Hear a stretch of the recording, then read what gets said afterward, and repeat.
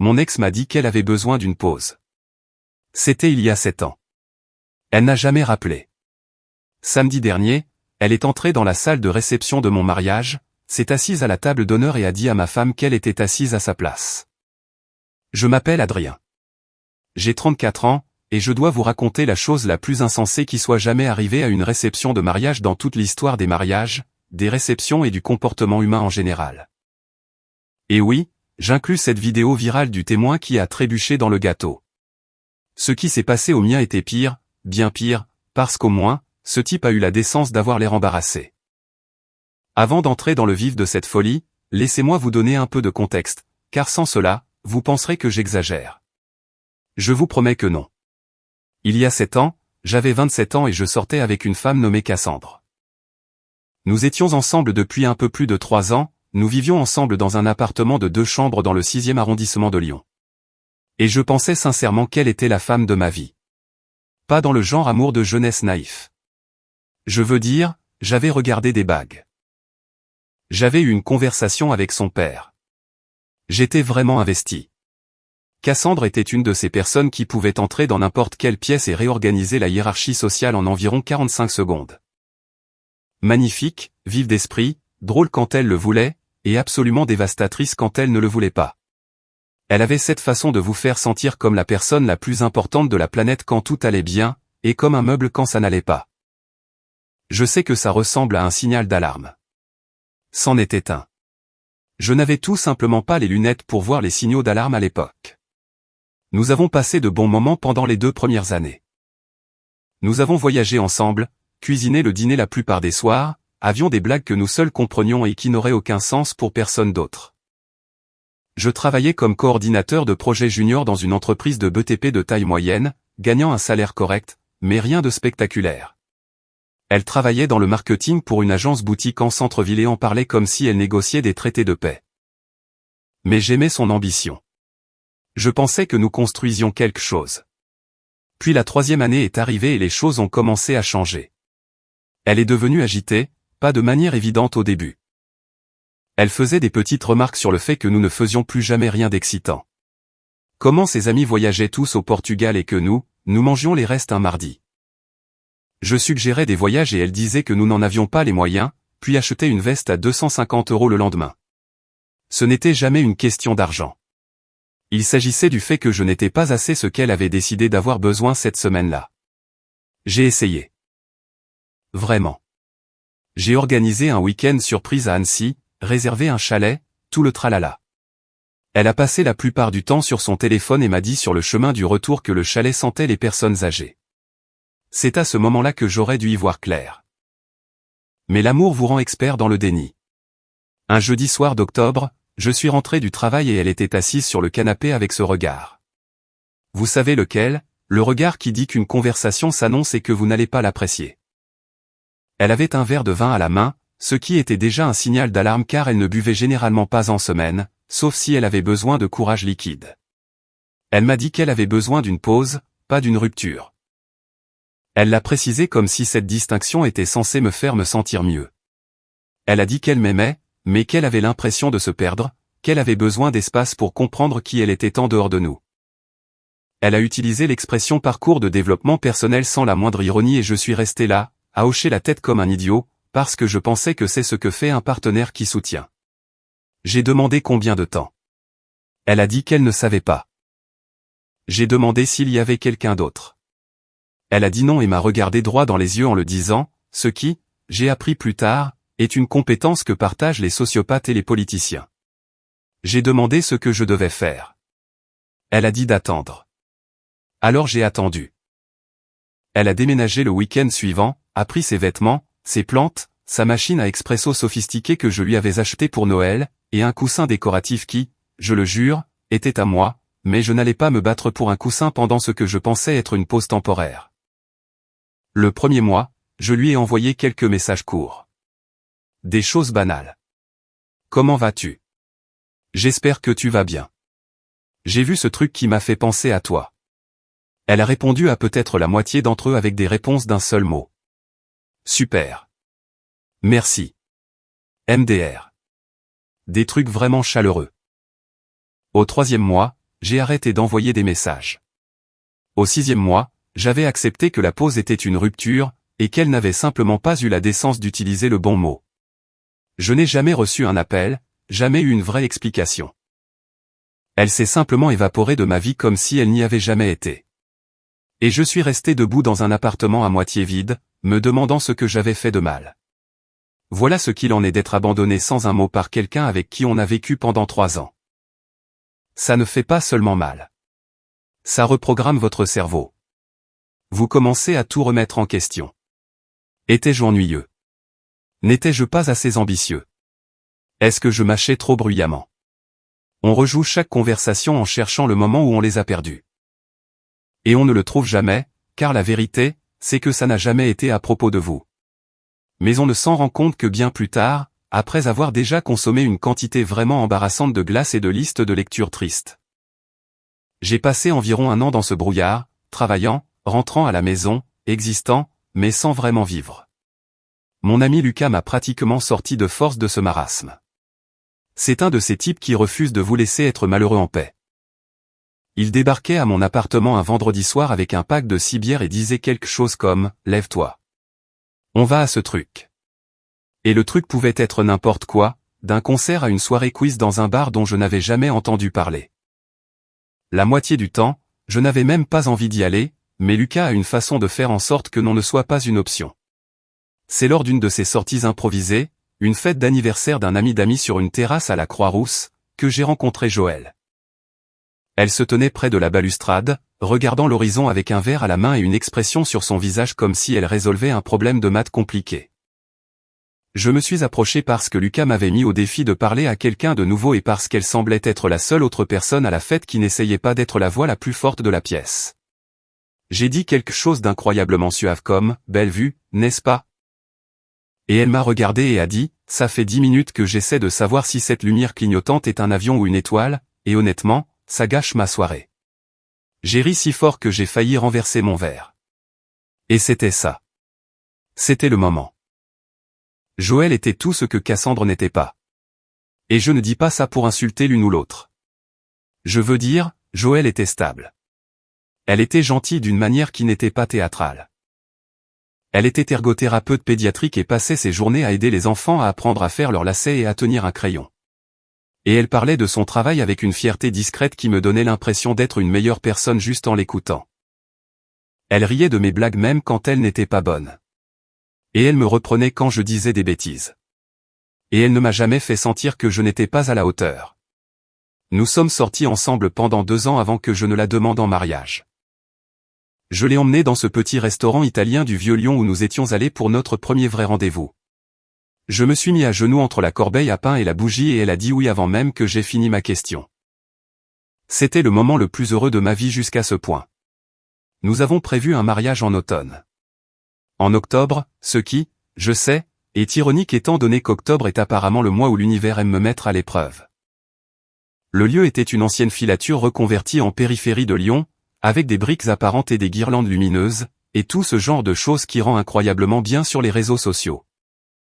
Joëlle s'est occupée de la plupart de l'organisation parce qu'elle est terrifiante d'organisation, et je me suis occupé des choses qu'elle m'a dit de gérer, ce qui consistait principalement à me présenter là où elle me le disait et à hocher la tête. Tout était parfait. La cérémonie était magnifique. Joëlle a descendu l'allée et j'ai pleuré, ce que je m'étais promis de ne pas faire, et ce que Lucas ne m'a jamais pardonné. Nous avons prononcé nos vœux, échangé les alliances, nous nous sommes embrassés, tout le tralala. Nos familles étaient là, nos amis étaient là, et pendant environ 3 heures, je me suis senti l'homme le plus chanceux du monde. Puis la réception a commencé et c'est là que tout a dérapé, car environ 45 minutes après le début du dîner, alors que j'étais en train de manger le meilleur morceau de saumon que j'ai jamais goûté. Les portes doubles au fond de la salle de réception se sont ouvertes et Cassandre est entrée, 7 ans plus tard, dans une robe blanche comme si elle avait été invitée.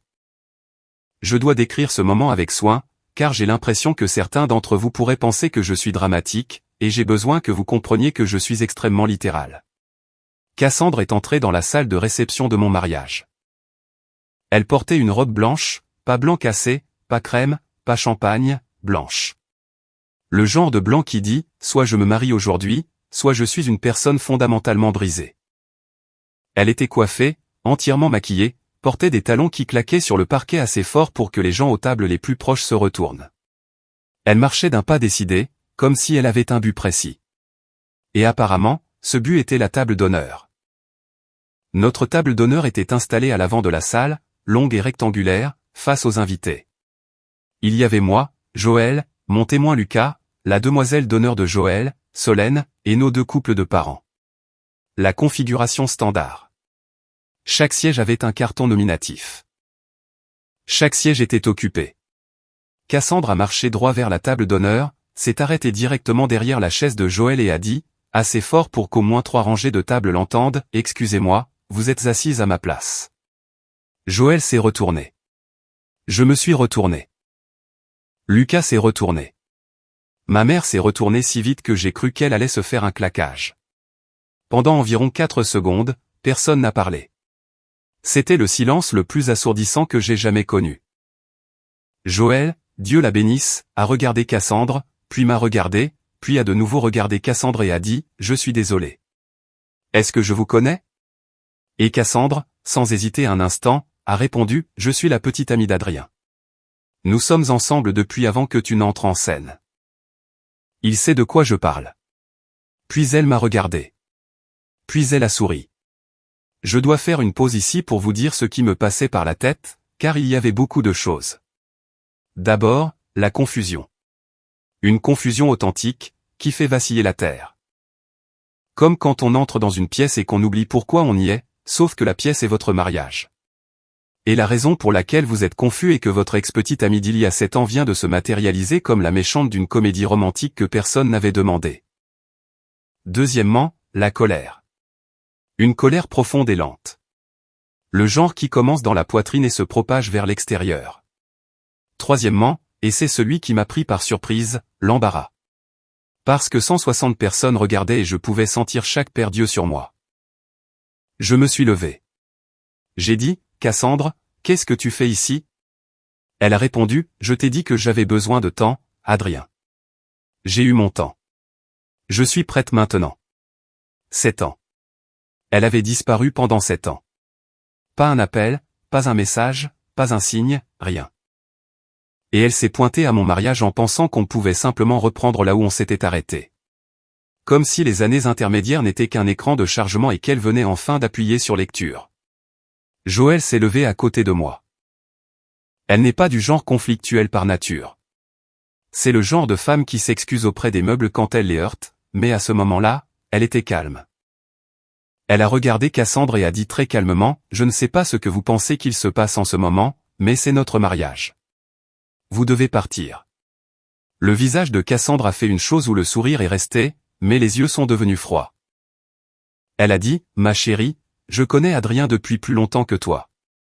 Je pense qu'il peut parler pour lui-même. » C'est là que ma mère s'en est mêlée, ce qui est une phrase qui n'a jamais précédé quoi que ce soit de calme ou de mesuré dans l'histoire de ma famille. Ma mère, Martine, mesure 1,57 m et est bâtie comme une ancienne sportive, et elle ne tolère pas les imbéciles. Elle s'est levée, a posé sa serviette sur la table avec la précision de quelqu'un qui rengaine une arme, et a dit, « Jeune femme, l'épouse de mon fils vous a demandé de partir. Si vous ne le faites pas, je vous raccompagnerai personnellement, et je vous promets que ce ne sera pas la sortie gracieuse que vous imaginez. » Cassandre a carrément ri. Elle a ri. Puis elle a pris une chaise d'une table vide voisine, l'a traînée jusqu'au bout de la table d'honneur et s'est assise comme si elle se joignait à nous pour le repas. Elle a posé sa pochette sur la table, a croisé les jambes et a dit, « J'attendrai. Adrien et moi pourrons parler après le dîner. » À ce stade, la salle était un mélange de silence stupéfait et de murmures épars. Je pouvais voir le père de Joël à moitié levé de sa chaise, comme s'il se demandait s'il devait intervenir. Lucas avait sa main sur mon épaule, non pas pour me retenir, mais pour me ramener sur terre parce qu'il sentait que j'étais à 2 secondes de dire quelque chose que je ne pourrais pas reprendre. J'ai contourné la table pour arriver où Cassandre était assise. Je me suis accroupi pour être à son niveau et j'ai parlé doucement, car ce qui allait sortir de ma bouche était entre elle et moi, pas pour le public. J'ai dit, « Cassandre, tu m'as quitté il y a 7 ans. Tu m'as dit que tu avais besoin d'une pause, puis tu as disparu. Tu n'as pas appelé. Tu n'as pas écrit. Je t'ai attendu pendant 1 an et tu n'es jamais revenu. J'ai tourné la page. Je suis tombé amoureux de quelqu'un qui est réellement présent. Nous sommes mariés. Depuis 3 heures. Tu n'étais pas invité. Tu n'es pas la bienvenue. Et si tu ne pars pas maintenant, je te ferai expulser. Tu me comprends? Elle m'a fixé, et pour la première fois depuis son arrivée, le masque s'est fissuré. Sa mâchoire s'est crispée. Ses yeux sont devenus brillants. Elle a dit, tu étais censé m'attendre. J'ai répondu, je l'ai fait. Tu n'es pas venu. Elle est restée assise là pendant encore 10 secondes, qui ont semblé durer 10 minutes. Puis elle s'est levée, a attrapé sa pochette et s'est dirigée vers les portes. Mais elle s'est arrêtée à mi-chemin, s'est retournée, et a dit quelque chose que je n'oublierai jamais de ma vie. Elle a dit, tu fais une erreur, Adrien. Elle n'est pas moi. Et Joël, mon incroyable, inébranlable épouse, a dit de l'autre côté de la salle, c'est tout l'intérêt. J'ai entendu au moins 3 personnes halter. J'ai entendu Lucas murmurer, oh mon Dieu, à voix basse, et j'ai vu le visage de Cassandre passer de défiant à dévasté en une demi-seconde avant qu'elle ne se retourne et ne sorte. La salle est restée silencieuse pendant peut-être 5 secondes après son départ. Puis mon oncle Henri, qui n'a jamais su lire l'ambiance de sa vie, a levé son verre et a dit, eh bien, je pense que nous pouvons tous convenir que le saumon est exceptionnel. Et toute la salle a éclaté de rire, ce qui, honnêtement, était exactement ce dont nous avions besoin. Le reste de la réception a continué. Nous avons dansé. Nous avons coupé le gâteau. Les gens ont porté des toasts. Mais sous tout cela, il y avait ce courant électrique de ce qui venait de se passer. Et je pouvais le sentir dans chaque conversation, chaque regard. Les gens ont eu la gentillesse de ne pas en parler directement, mais j'ai surpris les chuchotements. J'ai vu les téléphones sortir. Je savais que ce serait l'histoire que les gens raconteraient à propos de notre mariage, et cela me rendait furieux. Pas contre les invités, contre Cassandre, parce qu'elle n'a pas seulement gâché mon mariage. Elle a essayé de détourner le plus beau jour de ma vie pour en faire son audition pour un arc de rédemption pour lequel personne ne recrutait. Joël et moi n'en avons pas parlé ce soir-là. Nous sommes allés à notre suite d'hôtel. Nous avons ouvert le champagne, nous nous sommes assis sur le lit et nous nous sommes regardés, et elle a dit, donc, c'est arrivé. Et j'ai dit, oui. Et elle a dit, tu vas bien.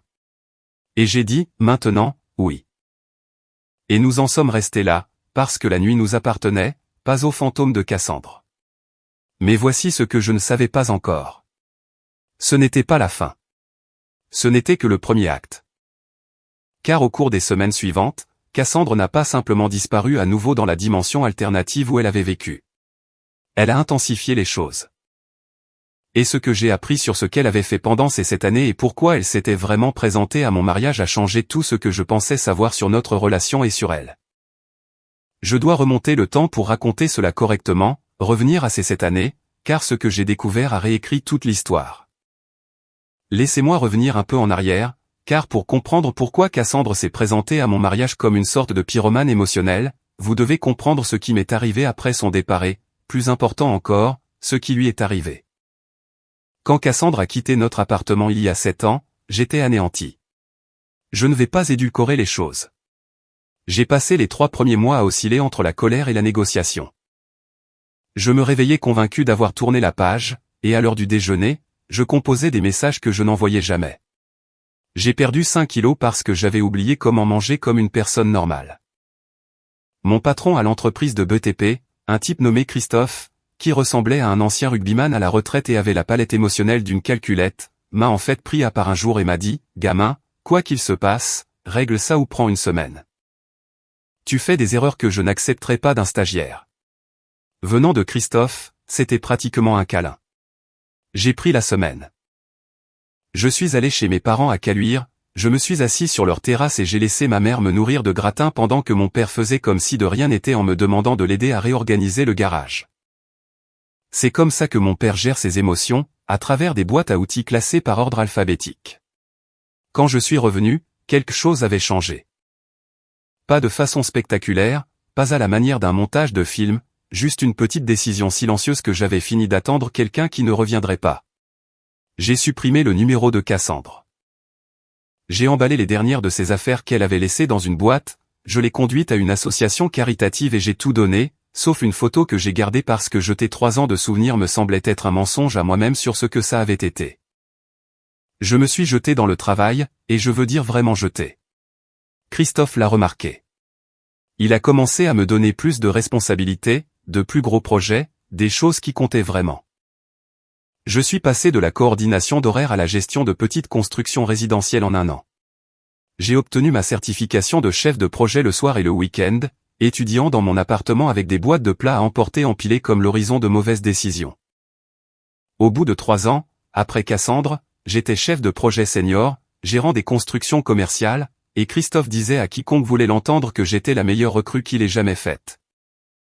Ce qui était la chose la plus proche d'un discours d'acceptation d'Oscar dont cet homme était capable. L'argent est devenu meilleur. La confiance est revenue. J'ai acheté un appartement en copropriété. Rien d'extraordinaire, mais c'était le mien. Et il y a quelque chose dans le fait de posséder un endroit qui vous donne l'impression d'avoir dit à l'univers que vous prévoyez de rester. Et puis il y a eu Joëlle. Je vous ai déjà raconté comment nous nous sommes rencontrés, mais ce que je ne vous ai pas dit, c'est comment elle a reconstruit des parties de moi que je ne savais même pas briser. Elle ne l'a pas fait avec de grands gestes. Elle l'a fait en étant constante. Elle appelait quand elle disait qu'elle appellerait. Elle venait quand elle disait qu'elle viendrait. Elle ne comptait pas les points. Ne jouait pas à des jeux. Ne me faisait pas deviner où j'en étais. Après Cassandre, ce genre de fiabilité semblait révolutionnaire, comme découvrir que toutes les cuisinières ne vous brûlent pas. Joëlle et moi avons emménagé ensemble après environ 1 an et demi. Nous avons pris un appartement dans le quartier de la Guillotière avec un petit jardin qu'elle a immédiatement rempli de bacs de jardinage surélevés. Elle a fait pousser des tomates, du basilic et quelque chose appelé citronnelle qu'elle mettait dans tout.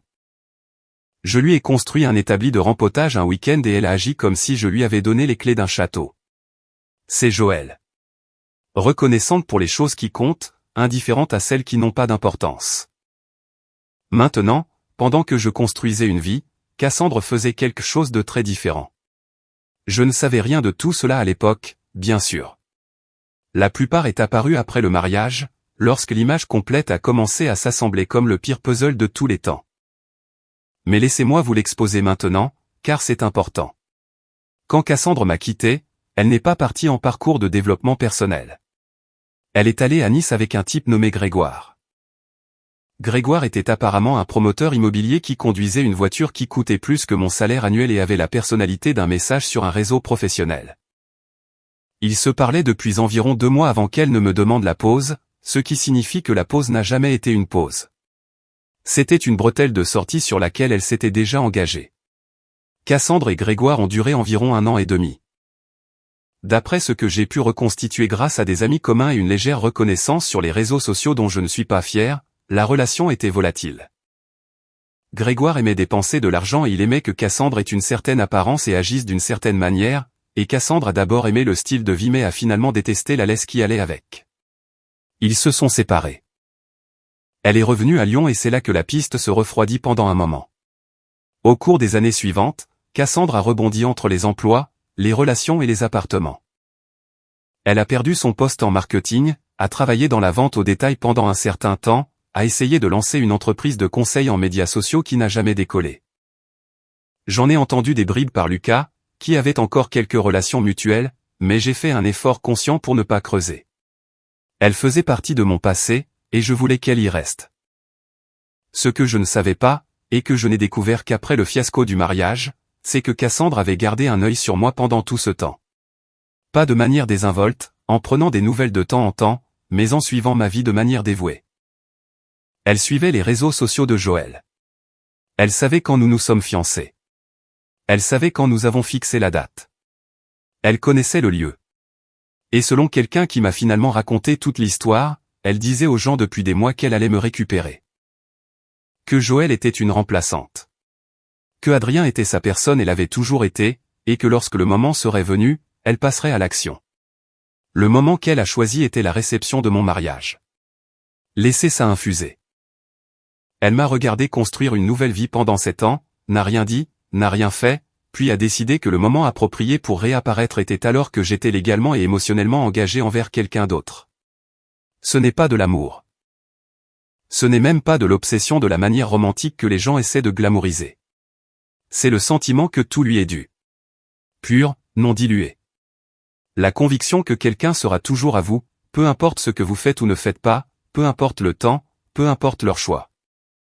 Mais je ne savais pas tout cela encore. Dans les jours qui ont suivi le mariage, ce que je savais, c'est que Cassandre s'était présentée, avait créé une situation très inconfortable et était partie. Ce que je ressentais était un étrange mélange de colère, de pitié et de soulagement. De la colère parce qu'elle avait essayé de gâcher le plus beau jour de ma vie. De la pitié parce qu'elle était clairement dans une mauvaise passe pour penser que c'était acceptable. Et du soulagement parce que Joël avait géré la situation avec plus de grâce que Cassandre ne le méritait et plus de force que je n'en aurais probablement montré. Joël et moi sommes partis en lune de miel. Nous avons passé 10 jours au Costa Rica, à faire de la tyrolienne dans les forêts de nuages et à manger du poisson mariné sur la plage en prétendant que le reste du monde n'existait pas. C'était exactement ce dont nous avions besoin. Nous avons parlé de l'incident du mariage une fois, brièvement, le 3e soir.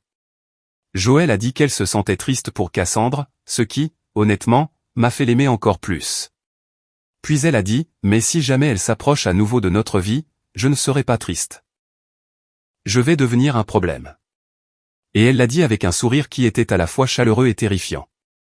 Nous sommes rentrés, nous avons défait nos valises, nous avons commencé notre vie de couple marié. Et pendant environ 3 semaines, tout était normal. Puis les messages ont commencé. Le premier message est arrivé via Instagram. Un message privé d'un compte que je ne reconnaissais pas. Pas de photo de profil, presque aucune publication. Il disait, « Adrien, nous devons parler. S'il te plaît. Je sais que j'ai tout gâché. Donne-moi juste 5 minutes. Tu me dois bien ça. » Je lui devais ça. 3 ans de relation, 7 ans de silence, une robe blanche à mon mariage, et elle pense que je lui dois quelque chose. Je n'ai pas répondu. J'ai bloqué le compte. Le lendemain, un nouveau compte m'a envoyé un message. Même ton, un peu plus long. Elle parlait de ses erreurs, de sa peur, du fait que Grégoire était contrôlant et qu'elle avait eu trop honte pour revenir après ça. Elle disait qu'elle avait suivi une thérapie. Elle disait qu'elle comprenait maintenant. Elle disait qu'elle voulait juste s'expliquer. J'ai bloqué celui-là aussi. Puis elle a trouvé mon adresse électronique professionnelle. Mon adresse électronique d'entreprise, professionnelle, qui passe par le serveur de la société. Elle a envoyé un courriel avec pour objet, affaires personnelles, et une lettre de 2 paragraphes qui ressemblait à une lettre de motivation pour un poste relationnel pour lequel elle n'était plus qualifiée. Elle parlait de notre connexion, de notre histoire et du fait qu'elle savait que je ressentais encore quelque chose parce qu'elle l'avait vu dans mes yeux au mariage. Je ne l'avais regardé qu'avec incrédulité et épuisement. Donc, soit elle a besoin de lunettes, soit elle projetait à une échelle qui impressionnerait un grand écran de cinéma. J'ai transféré le courriel sur mon compte personnel à des fins de documentation et je l'ai supprimé de ma boîte de réception professionnelle. J'ai tout raconté à Joël. Je lui ai montré chaque message, car voici une leçon que j'ai apprise à la dure en regardant les relations des autres imploser, les secrets sont des termites. Ils rongent la structure de l'intérieur. Et au moment où vous vous en rendez compte, tout est prêt à s'effondrer. Joël et moi n'allions pas avoir de secret. Pas à ce sujet. Pas sur quoi que ce soit. Joël a tout lu calmement. Puis elle a dit, ce n'est pas juste quelqu'un qui veut parler. C'est un schéma. Tu dois envoyer un message clair lui disant d'arrêter. Et si elle ne le fait pas, nous allons voir un avocat. Alors je l'ai fait. J'ai débloqué le premier compte Instagram et envoyé un seul message. Cassandre, ne me contacte plus. Ne contacte pas ma femme. Ne te présente pas à mon domicile ou à mon lieu de travail. C'est la seule réponse que tu recevras jamais. Si tu continues, j'engagerai des poursuites judiciaires. Je te souhaite le meilleur, mais c'est fini entre nous. Elle l'a lu en quelques minutes. 3 petits points sont apparus, puis ont disparu, puis sont réapparus, puis ont disparu. Puis elle a répondu, tu vas le regretter. J'ai fait une capture d'écran de tout et je l'ai sauvegardé. Pendant environ 2 semaines, rien ne s'est passé. J'ai commencé à penser que c'était la fin. Cassandre avait fait sa tentative, avait été rejetée et s'était retirée. Je pouvais vivre avec ça. Je pouvais même avoir pitié d'elle, à une distance confortable. puis Lucas m'a appelé un mardi soir et a dit « Frère, tu dois vérifier les avis Google du cabinet de Joël. » Tout de suite. Je l'ai affiché sur mon téléphone. Là, en haut des avis récents, se trouvait un avis d'une étoile d'un nom que je ne reconnaissais pas, mais avec un langage que je connaissais. Il disait que le cabinet n'était pas professionnel et était dirigé par quelqu'un au jugement et à la moralité douteux. Il ne nommait pas Joël spécifiquement, mais l'insinuation était claire pour quiconque connaissait le contexte. Et ce n'était pas le seul. Il y en avait 2 autres postés à quelques heures d'intervalle, provenant de comptes différents, tous avec le même langage vague et pointu. Le cabinet de Joël était un petit cabinet privé. Elle et son associée, une femme nommée Delphine, l'avaient construit à partir de rien en 4 ans.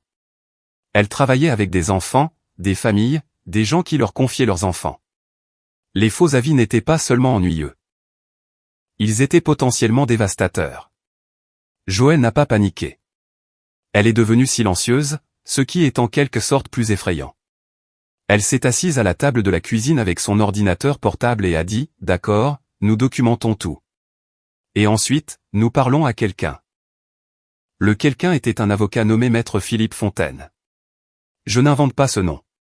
L'homme s'appelait Maître Philippe Fontaine. Il portait des bretelles sans ironie, et il avait l'air de plaider depuis avant l'existence d'Internet. Lucas le connaissait par son beau-frère, et il était spécialisé dans le harcèlement et les mesures de protection. Nous nous sommes assis dans le bureau de Maître Philippe le jeudi suivant et avons tout exposé. L'irruption au mariage, les messages, le courriel professionnel, la menace, les faux avis. Maître Philippe a tout écouté sans interrompre, ce qui demande un niveau de patience que je ne possède pas. Puis il s'est penché en arrière dans son fauteuil et a dit « C'est du harcèlement classique et ça s'intensifie. Nous avons 2 options. Nous pouvons envoyer une mise en demeure, qui est un avertissement légal formel, ou nous pouvons directement demander une ordonnance de protection. Vu le schéma, je recommanderais les 2. Nous avons opté pour les 2.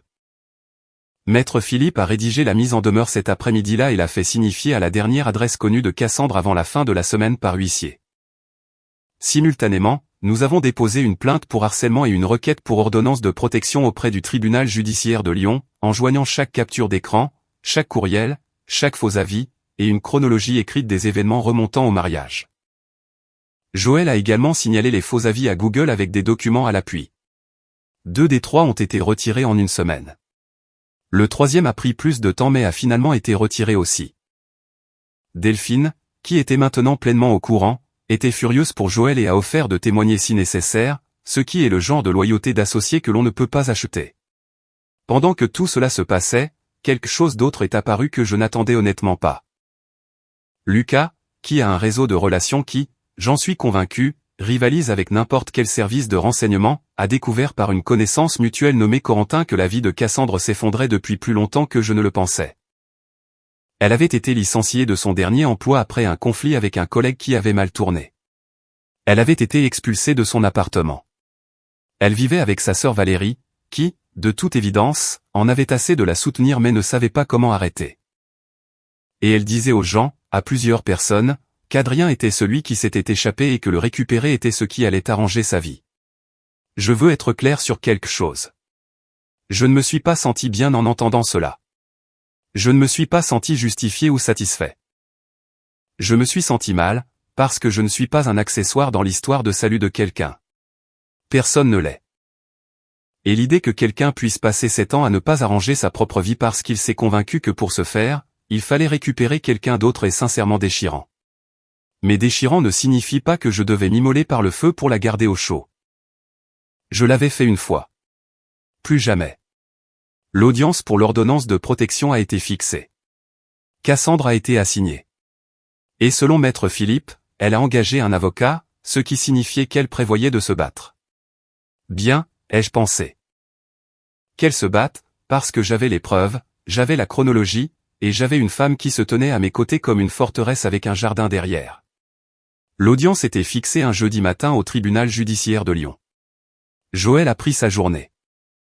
Lucas a insisté pour venir pour un soutien moral, même s'il n'avait aucune raison légale d'être là. Ma mère voulait venir aussi, mais je lui ai dit qu'il valait mieux qu'elle reste à la maison, car la dernière chose dont j'avais besoin était que Martine devienne virale dans une salle d'audience. Nous sommes arrivés en avance. Maître Philippe était déjà là, organisé et calme d'une manière qui me donnait l'impression que nous étions entre de bonnes mains. Cassandre est arrivée 10 minutes plus tard avec son avocat, un type plus jeune dans un costume un peu trop grand pour lui, portant un dossier qui semblait mince. Elle ne m'a pas regardé quand elle est entrée. Elle s'est assise de l'autre côté de la pièce et a regardé droit devant elle. Et c'est là que j'ai réalisé quelque chose qui m'a surpris. Je n'étais pas nerveux. Je n'étais pas en colère. Je n'étais pas triste. J'étais juste prêt. Prêt à ce que ce soit fini. Prêt à ce que Cassandre comprenne enfin que quelle que soit l'histoire qu'elle s'était racontée pendant 7 ans, la fin qu'elle voulait n'était pas disponible. Le livre était fermé, et c'est moi qui avais écrit le dernier chapitre. L'audience a duré environ 45 minutes, ce qui, en temps de tribunal, est pratiquement un record de vitesse. Maître Philippe a présenté notre cas méthodiquement.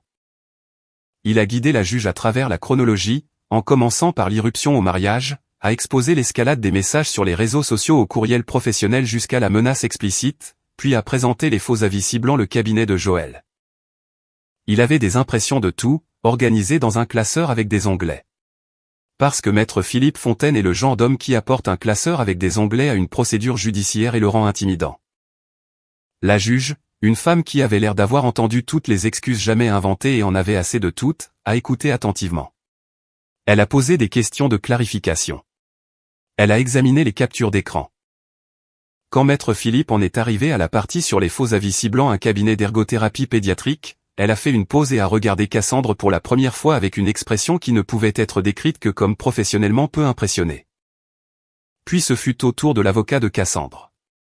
Et écoutez, je ne vais pas être cruel à ce sujet. Le type a essayé.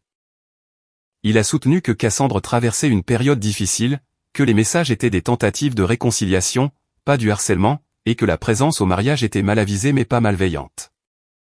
Il a utilisé l'expression de nature romantique pour décrire le comportement de Cassandre, ce qui a fait expirer Joël par le nez d'une manière qui ressemblait à une cocotte-minute relâchant de la vapeur. La juge a demandé directement à Cassandre si elle avait quelque chose à dire. Cassandre s'est levée, je lui accorde ça, elle était calme. Elle a parlé clairement et n'a pas pleuré. Elle a dit qu'elle m'avait aimé pendant 10 ans. Elle a dit que la pause était la plus grande erreur de sa vie. Elle a dit qu'elle n'avait jamais voulu blesser personne et qu'elle voulait juste une chance de s'expliquer. La juge a écouté. Puis elle a dit quelque chose dont je me souviendrai toujours. Elle a dit, « Madame, vouloir être entendue ne vous donne pas droit à une audience. Monsieur Callaway vous a demandé de ne pas le contacter. Vous avez continué. Vous avez ciblé le lieu de travail de son épouse. Vous avez envoyé un message qu'une personne raisonnable interpréterait comme une menace. Le droit de passer à autre chose n'est pas conditionné à l'accord de l'autre personne pour entendre votre explication. L'ordonnance de protection est accordée. » Le calme de Cassandre s'est fissuré. Pas de façon spectaculaire. Ses épaules se sont affaissées d'environ 1 pouce, elle a cligné des yeux rapidement et s'est rassise sans un autre mot. Son avocat lui a chuchoté quelque chose. Elle a hoché la tête, et c'est tout. L'ordonnance de protection était pour 2 ans. Aucun contact avec moi. Aucun contact avec Joël. Interdiction de s'approcher à moins de 100 mètres de notre domicile, de mon lieu de travail ou du cabinet de Joël. Toute violation entraînerait des poursuites. Maître Philippe nous a dit après l'audience que, d'après son expérience, l'ordonnance elle-même met généralement fin au comportement, car une fois que c'est une affaire légale avec de réelles conséquences, le fantasme s'effondre. Nous sommes sortis du tribunal sous un soleil éclatant d'octobre. Joël a glissé sa main dans la mienne et l'a serrée. Lucas, qui était assis dans la galerie comme un garde du corps silencieux, m'a frappé l'épaule et a dit « On boit un verre ce soir ». Sans discussion possible. Maître Philippe nous a serré la main et nous a dit d'appeler si quoi que ce soit d'autre survenait, puis est parti avec l'air d'un homme qui en avait gagné 1 millier comme ça et prévoyait d'en gagner 1 millier de plus. Je pensais que l'histoire se terminait là, mais il y a un épilogue, et je pense que vous devez l'entendre. Environ 3 mois après l'audience, j'ai reçu une lettre, du vrai courrier physique, ce qui semblait presque désuet. Elle n'était pas de Cassandre. Elle était de Valérie, sa sœur.